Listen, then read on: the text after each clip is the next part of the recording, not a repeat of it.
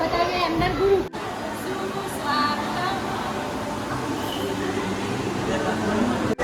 ગણપતિ બાપ્પા મોરયા.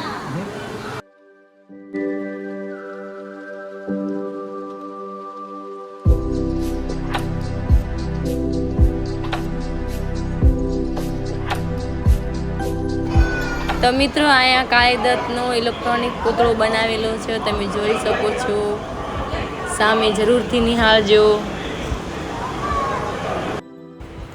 તો મિત્રો અહીંથી બધી મહાભારત ચાલુ થઈ જાય છે, તો તમારે ધ્યાનથી જોવાનું છે. કેવા સુંદર ચિત્ર છે અહીંયા. બહુ સરસ રીતે મહાભારત રચાયેલી છે. અહીંયા બધા જો મૂર્તિઓ છે, સામે બધી મૂર્તિઓ. નાના છોકરાને પણ જોવાની બહુ મજા આવે. નાના મોટા તમે બધા આવી શકો છો અહીંયા જો દેવકી છે, વાસુદેવ છે, કંસ છે.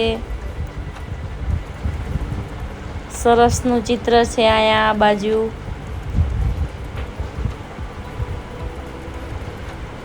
આ બાજુ જો સરસ્વતી છે. અહીંયા છે શ્રી કૃષ્ણ, દેવકી છે અહીંયા.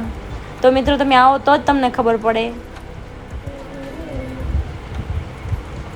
કેવા સુંદર ચિત્ર છે.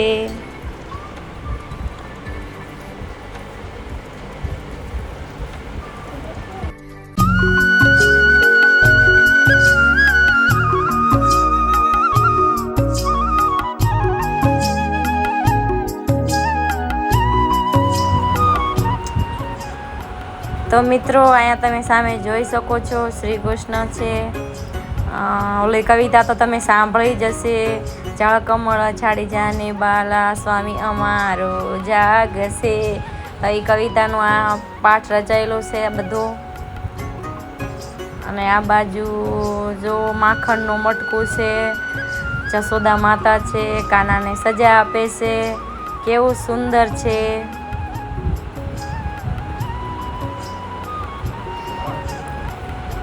અહીંયા કૃષ્ણ, બલરામ,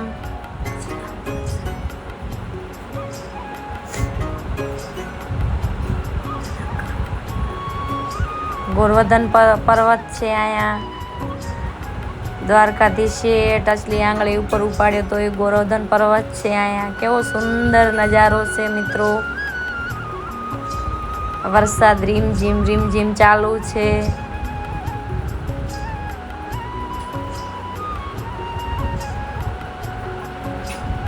દ્વારકાવાળા લક્ષ્મણ, રામ ને તાડકાસુર, તાડકાનો વધ છે એ પણ ચિત્ર અહીંયા છે. સામે ટીવીમાં તમને બધું સમજાવવામાં આવે છે.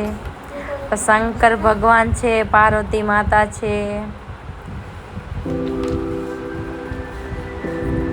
ગણપતિ બાપા છે અહીંયા.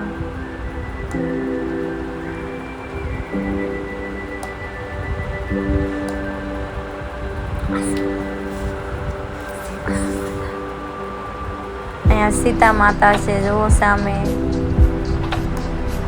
રાવણ,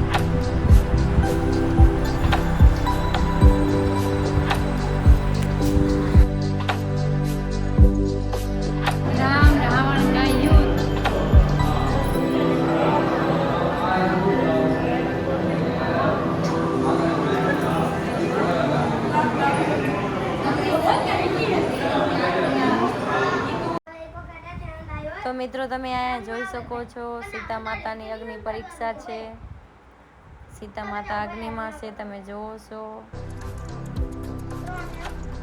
પછી વનમાં લવ કુશી હનુમાનજીને બાંધ્યા હતા એ પણ અહીંયા ચિત્ર છે.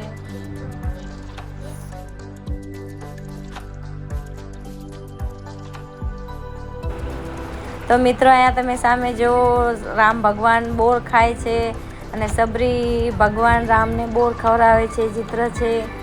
અને અહીંયા સમુદ્રમાં પાળ બાંધતી છે વાંદર સેનાએ. સામે રામ ભગવાન બેઠા છે.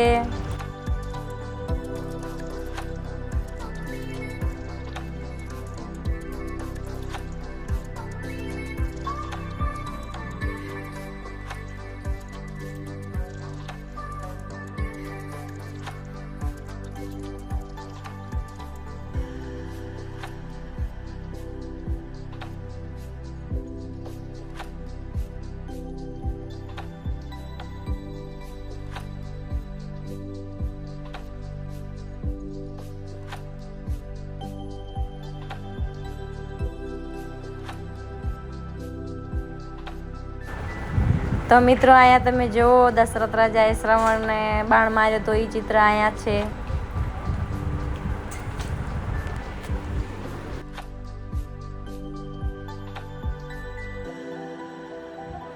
તો મિત્રો તમે અહીંયા જોઈ શકો છો મારો વાલો દ્વારકાધીશ એમના મિત્ર સુદામાના પગ ધોવે છે. આ બાજુ જો રૂકમણી ને દ્વારકાધીશ સુદામાના પગ ધોઈ રહ્યા છે. આ બાજુ ગણપતિ વિદ્યા શીખી રહ્યા છે.